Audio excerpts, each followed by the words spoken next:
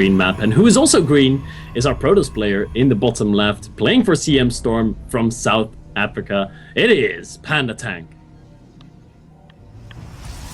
And in the top right, we've got his opponent. He's currently up a game, was able to win game 1 with a proxy Stargate, followed up by a big all-in involving a Void Ray and a lot of Stalkers. He's playing for Dignitas. He's orange, the Dutch national color. It is DreAm. It's funny, the color that DreAm is playing in is orange, and that's the Dutch national color.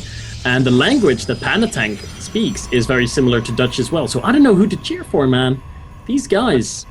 That's pretty tough. I must say, I do have a little sweet spot for DreAm, mainly because he is just one of the coolest pro players I have met. He's so relaxed, he's so fun, and it should definitely get a sponsorship from like some kind of men's shampoo company, because he must have the greatest hair in esports.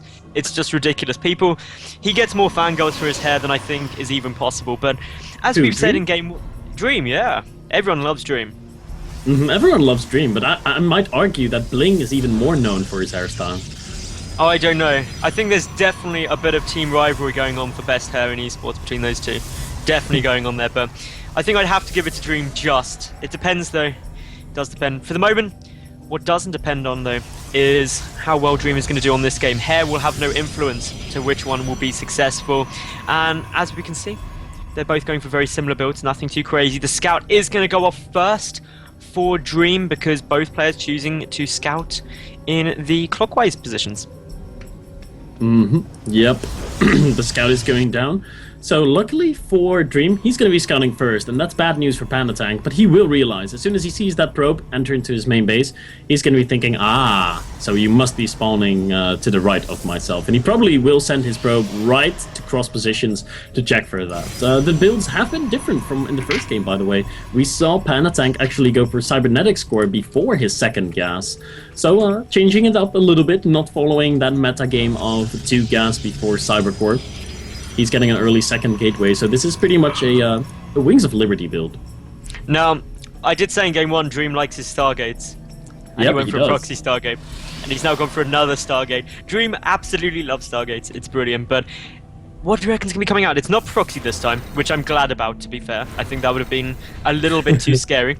He's getting down his mothership core. Meanwhile, Pandatank, that quick Twilight Council and double game means that he should be in a better position to defend against this time. But as of yet, has not scouted his opponent out.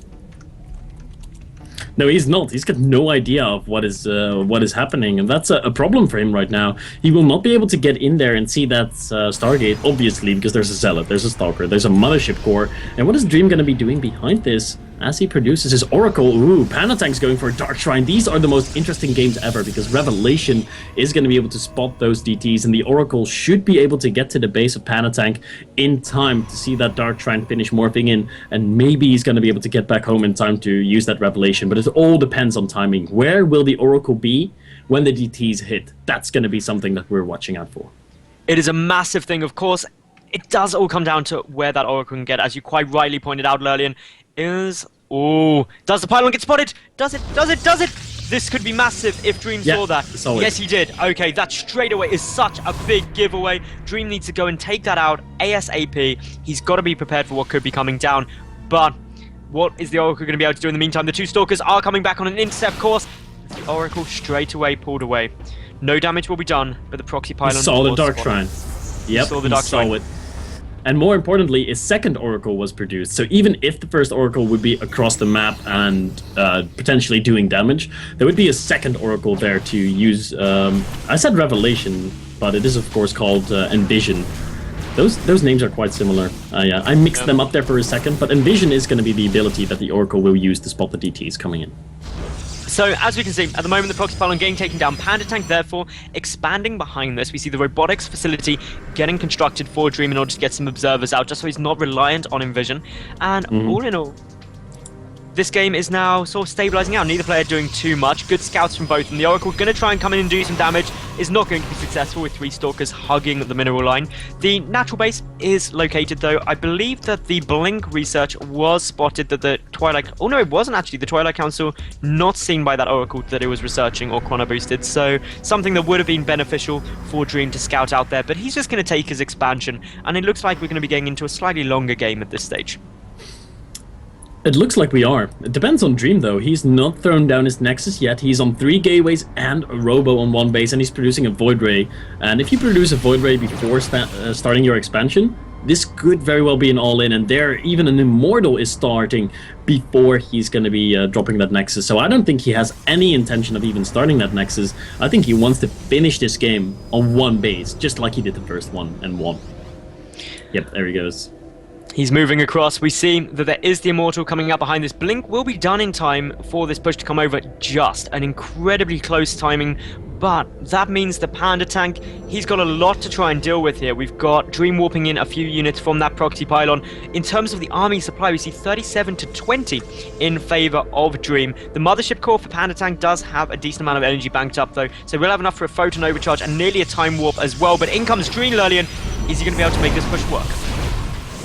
He very well might. Blink has finished up for Pandatank. That's going to help him out a lot. Force fields are available, but only 2 of them on that sentry. And where's the rest of the units for Pandatank? They are in his main base. He's getting a cannon in his main base to defend against the potential Void Ray harass or Oracle harass that could be going down there.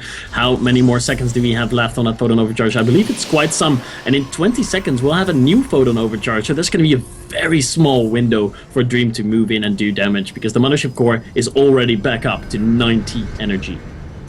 And that is a really big point, because now he's got that energy banking up, he'll have a second Photon Overcharge, meaning that holding those off will be better. There's, of course, a couple of DTs mixed in to this army composition. No Observer as far as... Does DreAm have an Observer with this army? Yes, he does, so that's fine. He will be able to see that DT. The Immortal gets focused down very quickly. Blink is done. Overcharge! Yeah, Photon Overcharge needs to go down very quickly. It has not been triggered yet. There is enough energy time warps being used. The Void Ray dealing some nice damage there. Finally, it is triggered. The Zealots were able to close up a lot of the distance and tank up a lot of the fire. Probes getting pulled here by Pandatank. DreAm in a really nice position. The Mothership Core is still up. The Photon Overcharge dealing some nice damage. The Void Ray gets sniped. Exactly the sort of prioritization that Pandatank needs to use, but he has got so fewer Stalkers than that of his opponent, and Blink is just not going to make up for that. Well, it might actually help with that Photon Overcharge. He should be able to defeat this first wave, but the second wave is already warped in. 3 more Stalkers are going to be reinforcing this soon. Photon Overcharge is still working away. These Stalkers are definitely going to die. A DT warps in, and there is no more detection out on the map for... Or is there? There's an Observer? Yes, there is an Observer. Luckily, there it comes. It is going to be spotting that DT, and now Pandatank is in some trouble. If he had done that Photon Overcharge immediately when he had enough energy, I think he might have been able to do it, but he used it like 20 seconds into the fight, which was too late. Let's face it, it was too late. It was, and that's really unfortunate. And it came down to the fact that DreAm scouted things out so effectively. He saw the proxy pylon get thrown down on the natural, really important. But Pandatank, it's not looking good for him now. So many more Stalkers out for DreAm compared to Panda. Yes, there is the 1 DT, but with the Observer there, that is not going to be beneficial at all. The Nexus falls. DreAm, he's in a great spot. He definitely is. DreAm is gonna, Pandatank, excuse me, is gonna warp in a DT to do some damage here, or at least that is what he's hoping to do. But look at that, some buddies chilling in the mineral line, the Observer with the Oracle, and that DT is gonna die pretty quickly. Could even chase it down if he wants to. No, the Observer staying in the main mineral line. He does not want to lose probes to that, and this game might actually stabilize because of that 1 DT. That is so cool. I'm so surprised that DreAm actually pulled back all of the Stalkers to deal with that. He was in a really dominating position, so something that is a bit more unusual. We see the DreAm is going to go there and take his natural base. In terms of the worker count, currently sitting at 25 each, so very equal in terms of the income.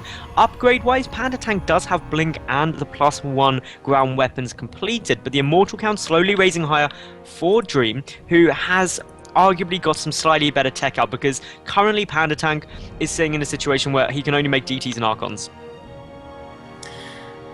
Yeah, he's in a difficult position tech-wise. He is expanding, like you pointed out. The Oracle is coming back into the middle line and has been able to kill a single worker, and throws down the Revelation on the on a lot of things, actually. Simulators, forges, pylons, probes, dark shrines, and twilight councils, all alike.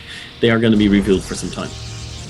It should be, well, this should be a relatively passive period of the game. While they are both out on the field, DreAm is going to try and get some more damage done with those Oracles. Is unable to be successful, though, with so many Stalkers around. But Pandatank, he's going to just take a quick look up this ramp, but he's not going to be able to move up there. 3 Immortals, The Mothership Core as well, it's going to be so difficult. Nope. The Archon sees it, needs to get away. You do not want to lose an Archon to nothing. So that was Pandatank just going, I cannot do this, and turns around and pulls back. It's going to be a very bold move, especially when the Revelation has gone down on all those units.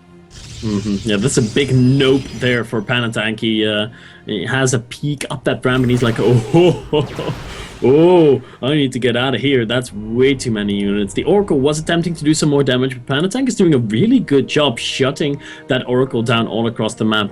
But just shutting an Oracle down is not going to bring him back into this game. He's going to have to make some crazy defense with a Photon Overcharge, if he even has a Mothership Core. I hope he does. Oh, no, he doesn't. He does not have a photo. He didn't remake it after he lost it so didn't long remake ago. it. How is he going to defend his medals? It's going to be near impossible with 3 Immortals, an enemy Mothership Core, and an enemy Void Ray in that composition for DreAm. Yeah. I think we're going to see everyone's favorite Panda die off here. Unfortunately, I would have to agree with you. DreAm, the only thing that isn't going in his favor is the upgrade. Pandatank does have +1 ground weapons done, but I just don't see... It is something, but we'll wait to see if it will be enough. I don't think it will be. A Time Warp does get triggered. The Immortals dealing a tremendous amount of damage. The Void Ray really helping as well. Prismatic Alignment was triggered. A Guardian Shield even going down to soak up some of the fire, but those Time Warps stopping any form of retreat. A 4th Immortal joining in. One at the front finally gets focused down, but 3 Immortals, a couple of Stalkers, they are just going to start tearing through Pandatank's Stalker force. Blink being utilized as effectively as it can. The pylon goes down, but just look at this force. It's creeping forward, scurrying as best it can. A couple of DTs warping in. There isn't an Observer here. That is a bit of a misstep there by DreAm, and those DTs able to do a tremendous amount of damage. The Nexus able to stay up for a brief moment, but does get focused, and DreAm gonna retreat out, but taking quite a sizable loss just through not having any detection. Yeah, he needs to turn around and just kill as many Stalkers as he can, and he's doing exactly that. The DTs would be able to kill them off eventually, and that's a pretty big mistake there. The Observer got killed off by the cannon that was present there by Pandatank, and he's going to be able to kill a lot of these Immortals and equalize the supplies a little bit more. So he's going to stay in the game, but his opponent has had that Expansion Nexus up for a long time, and he's up by 10 workers, and now has an Observer present. Yeah, that... If DreAm had got an Observer with his army during that push, he would have been absolutely fine. The big thing, though, for Pandatank is he's actually just finished +2. That is a big upgrade advantage now. 2-0 against no upgrades at all. Really will allow Pandatank to engage quite well. He's got Blink for those Stalkers, which means his micro potential is astronomically higher than that of DreAm's. But as you rightly said, Lillian, the fact that Natural is still down for DreAm, and that he's got that worker advantage, is, in my opinion, the most game-defining thing for the moment. It is. Okay. Down 20 to 30 supply. Not having an Expansion Nexus up until the 20-minute mark. He doesn't really have the tech that he would need in a mid-game either, but he has Blink and he has +2. Like you pointed out, Manos, Blink and +2. Is he going to be able to make something work with that? He can pick off units and then Blink out of there. His opponent, DreAm, really needs to get his own Blink to be able to counter that. Yeah, the Archon is trying to do some damage, tank up some of this Zealot fire, but there's still those 2 Immortals at the back there. The Mothership Core is up as well for DreAm. He's got enough money for a time, or enough energy rather for a Time Warp, but not enough for a Photon Overcharge at the moment. DreAm getting another Void Ray out into this composition. Pandatank has managed to retake his natural base, which is really good considering he is mined out in his main. DreAm is also pretty much mined out in his main base though, so these two both going to be back on basically 1 and a bit mining bases shortly. The Oracle is getting remade as well for DreAm. He's getting his Twilight Council finally, +3 Protoss ground weapons is getting researched though for Pandatank, as well as Charge. He is really upgrading so much more effectively than the Dignitas player so far. Maybe he can make it work. It's going to be near impossible to do so, but with that +3 and with a good Zealot Charge Slot Archon based army, he's going to be killing DreAm if he gets a big enough army, because DreAm, he's not getting splash damage. He is going to be super vulnerable against Charge Slot Archon with his Zealot Immortal composition. He has that 1 Void Ray in there, but a single Void Ray, not really that dangerous. Well, Void Rays aren't even super effective against Archons anyway. Let's face it, they don't do bonus damage to them, so that's a big difficulty. But DreAm coming in with this Oracle now, may be able to get a couple more kills. There is a Photon Cannon there, and that just means that the Oracle will be forced back after the Pro Pull, which is fine. We can see as well that DreAm, he's just sitting back, he's macroing up, he's trying to get a nice sizable force. He is just under double the supply of his opponent. That is something we cannot underestimate. Even though the upgrades, as we've been mentioning, are favouring Pandatank, his composition is good, just sheer unit numbers are heavily in DreAm's favour. Yeah, they are. The units for DreAm are... Let's take a look at the army supply tab for a second. 30 army supply for Pandatank to 68 army supply of DreAm. Is +3 going to be able to make the difference? I'm not too sure. I mean, charge is done, +3 is going to be done. There's going to be Archons, and this Oracle is going to get taken out in a mineral line. Maybe, no, it flies out of there to fight another day. Mined out is Pandatank off his main base, but his opponent's also mined out, so effectively, they're on the same economy right now. It's just that DreAm has so much of a bigger army right now. If Pandatank can defend, which is going to be tough because, once again, he has no Mothership Core for Photon Overcharge, and that does make a big difference, Photon Overcharge, especially in those long PvP battles. Yeah, and it's just going to make such a difference that there's so many more units down, but we've got DreAm. He's definitely preparing to go in on this push, Lurlian, and as we can see, Pandatank trying to get the best attack arc possible, get himself into a nice position. Photon Overcharge is triggered. A couple of force fields getting thrown down there. The Mothership Core focused very quickly, not before a few Time Warps are utilised. The Archons dealing as much damage as they can. The Void Ray trying to burn down everything very effectively, but DreAm, just with such superior numbers, is slowly working through this. Needs to actually attack stuff, not dance his units around, but as you can see, the GG did just get called. Pandatank, he did very well trying to hold up to that. His upgrades were so superior, but just the sheer advantage of having more stuff quite often can win you a game straight.